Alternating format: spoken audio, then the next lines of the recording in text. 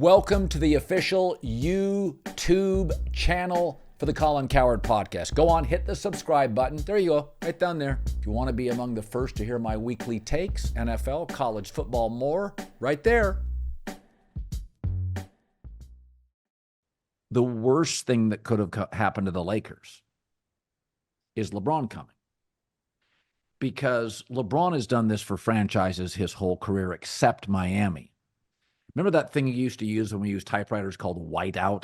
Yeah. That you make a mistake and you could white it out. LeBron's like that for basketball franchises. Shitty GMs, average coaches. LeBron just wins championships. Like he just, even more than Michael, who needed Pippen, who needed Phil. LeBron got every coach to the finals. It doesn't matter. And so he's the great eraser, is that people forget how bad the Lakers were for a long stretch pre-LeBron. 6 years. And yeah. And then LeBron comes, they win in the bubble, which was a weird year. And people forget how mostly bad they've been with LeBron. Take the bubble year out. I mean, that's the year Harbaugh's team was terrible and Belichick's was terrible. Like that year was Harbaugh had a losing season. Can I just say something real quick? Because I have to defend the bubble. Before any of us had ever heard the word coronavirus, the Lakers had the best record in the NBA. So I think that team, it was the last year we ever had LeBron before he suffered his first significant injury of his career, the Solomon Hill thing with his ankle. Anthony Davis, the best we ever saw him. So I do think that was the best team in basketball under any circumstances, but that doesn't change your point. The point is that they've had 10 years. One 50-win season, and they will go into this season. Then on any night where LeBron or AD, and this will happen often, in the regular season, take a night off, Austin Reeves is your second best player. He does not start for Boston, nor do I think he starts for Denver.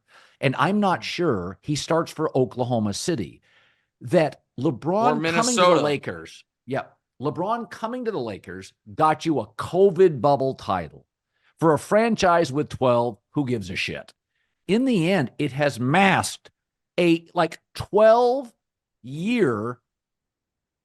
to 12 year run of large incompetency or suboptimal guidance upstairs. So again, I think I think that title's as legitimate as anyone, but I don't think it changes your point, which is they have, in both the Tatum and Brown drafts, they had the pick before Tatum and Brown. They had the number 2 pick both years.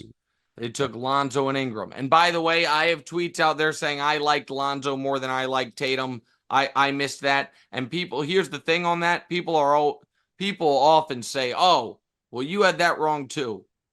Guys, it's not I have a lot of things I'm looking at.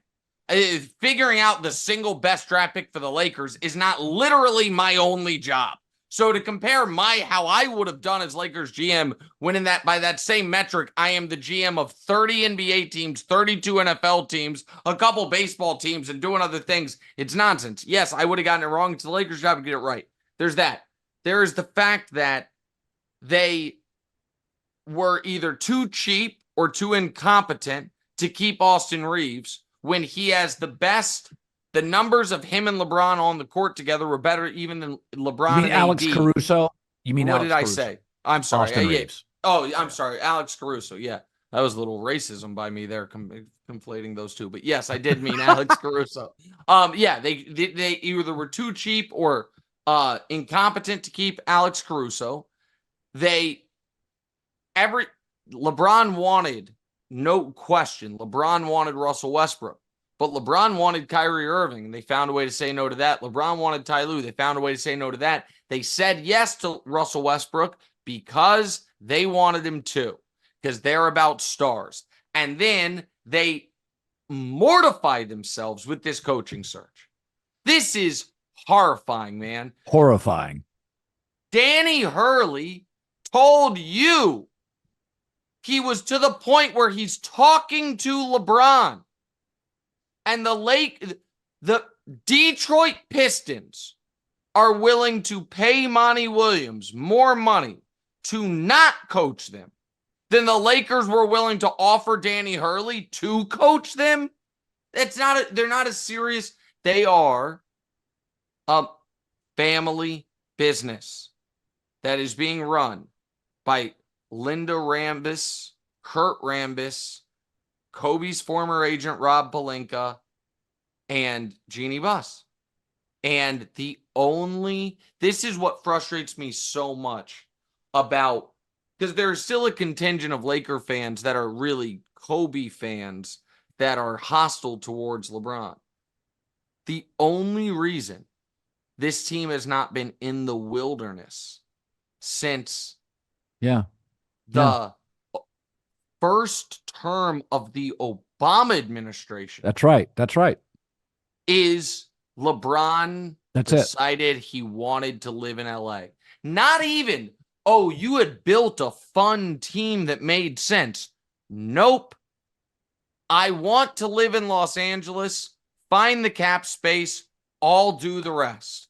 I will get us Anthony Davis and we'll instantly win a title.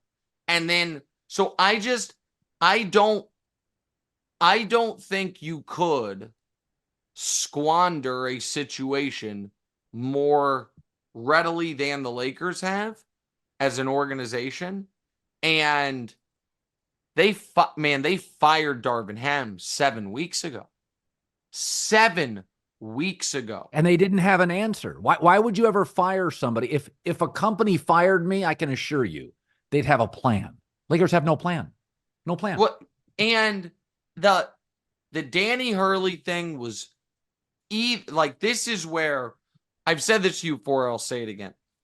One of my favorite lines from an all-time movie, Casino, when De Niro is on the casino floor with the state assemblyman's nephew or whatever, the cowboy that had the job that he didn't deserve.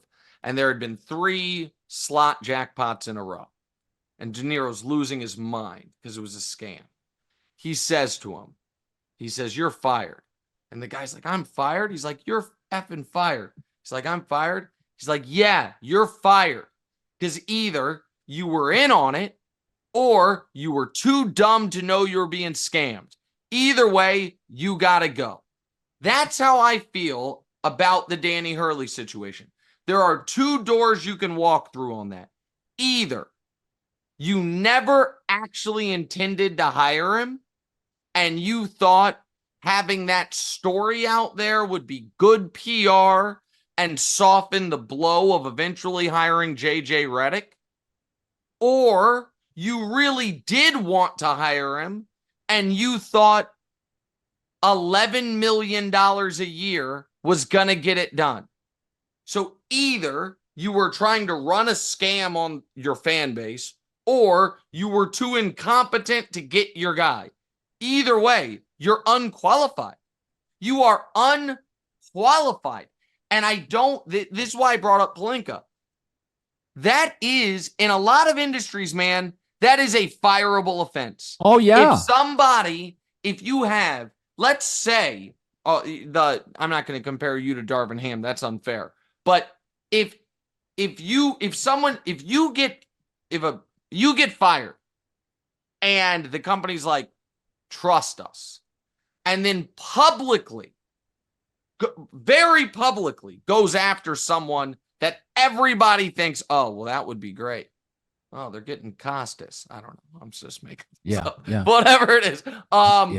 And then that person says, nah, don't want it. And the next day does 7 radio shows telling everyone about why he didn't take the job and makes a fool of you. That person who screwed that up usually is held to account. And instead, we're just left with, they had a good meeting with JJ Redick. Like, give me a break. You're the Los Angeles Lakers. Crazy. It's mortifying. It's mortifying, man. It is.